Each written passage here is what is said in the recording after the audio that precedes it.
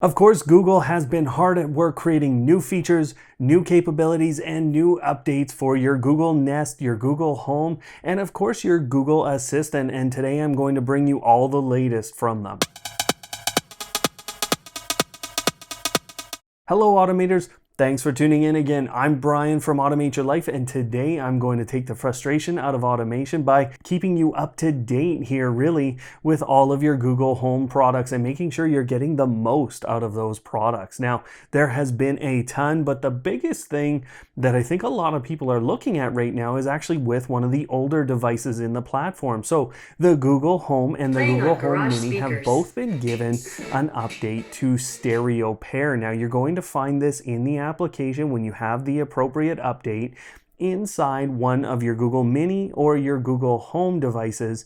You go into their settings and then you will be able to see stereo pair actually as an option within there. You can go through a quick setup process. It's quite simple, and then those two devices will be in a stereo pair, and that will basically be your default speaker going forward. You can make modifications to how it works and you can split them apart. Now, the management becomes a little bit different when you do this stereo pairing. They kind of become one device in a lot of ways. So this has not rolled out to the smart displays as far as I've seen, although I'm betting maybe by the time I even release this video, it will show up, but it's not there yet. It's just those old Google Home Minis and your Google Home. Not to be outdone, the Google Nest Hub has actually received an update with ultrasonic sensing capability. So we saw this come out. This is a Nest Mini in the sky blue, and this is the Nest Hub Max. Those devices have this ultrasonic sensing capability, and now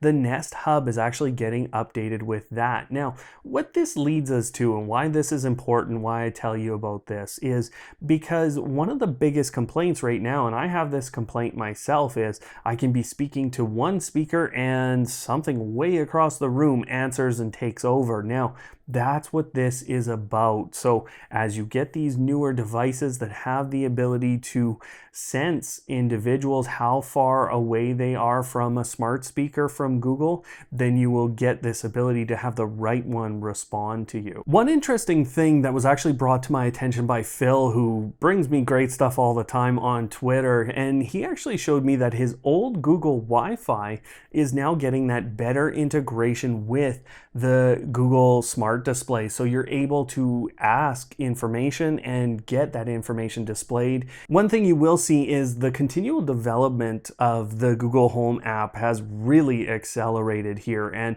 one of the big things that's happened is an events tab, or a priority events tab, has shown up, and a couple of the other tabs have disappeared. Now, what you're seeing in there is the future, and not just the future of Google Home, the application, but the Nest Aware subscription. Now, what we're seeing right now is just a few events here and there. Some devices are being installed and they show up there, but the Nest Aware subscription and the inclusion of Nest Cams into the Google Home application happening here in early 2020 will mean that events like a sensing of a sound when you're not at home, stuff like the Amazon Guard or Amazon's voice assistant Guard, that is going to start showing up just the same in the Google Nest Mini, the Nest Hub Max. These devices with ultrasonic capabilities and microphones are going to be able to listen and report events to you in your smart home. If you haven't noticed as well, on the home page, the little plus sign is now replacing the add button, and so you've really got some changes moving through the application. Speaking of which, you're about to see Disney Plus integration go live with the Chromecasts as that service comes out. Tile integration is live now, and you can ask for those trackers through Google Assistant or your Google Home devices.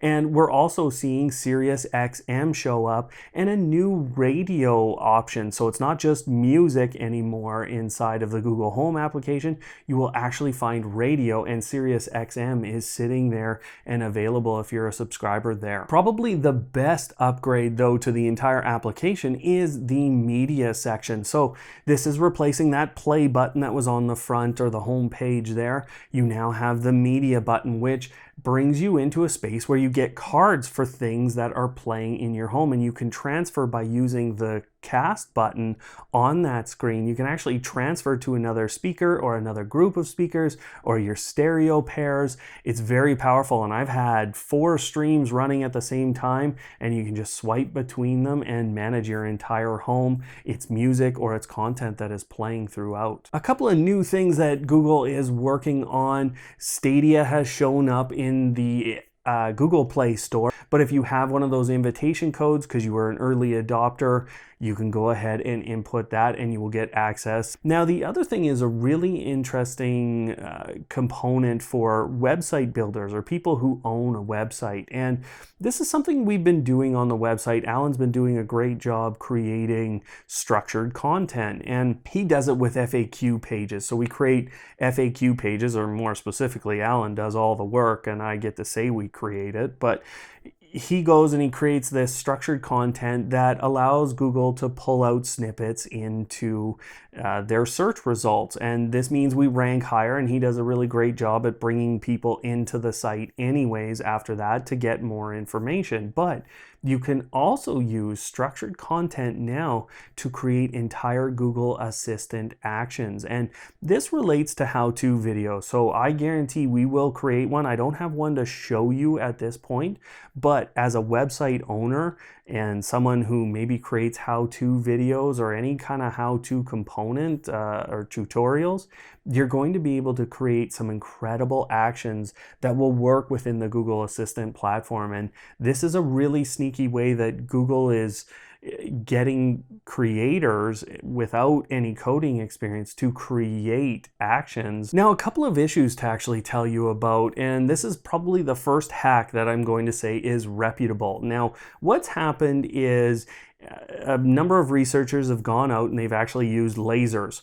They're freaking laser beams here, people, that they are using to direct at the microphones within Google products, Amazon products, really anything with a microphone. And they can emulate the way sound waves work within your Google Assistant products in this case. Now, what that means is if they can emulate your voice or they can emulate commands, they can go ahead and cause things to trigger in your smart home. So this is the first reputable one that I will say is really hard for anyone to guard against from Google or Amazon or any of these makers, because it's a microphone. And so what you want to think about here with this one is your placement, because now that this is out there and there isn't an easy solve for it, this could become a security risk for people. And there are brute force methods that they can use to get your PIN, say, for unlocking your smart lock. So this is one that I would definitely pay attention to, and just think about your placement versus windows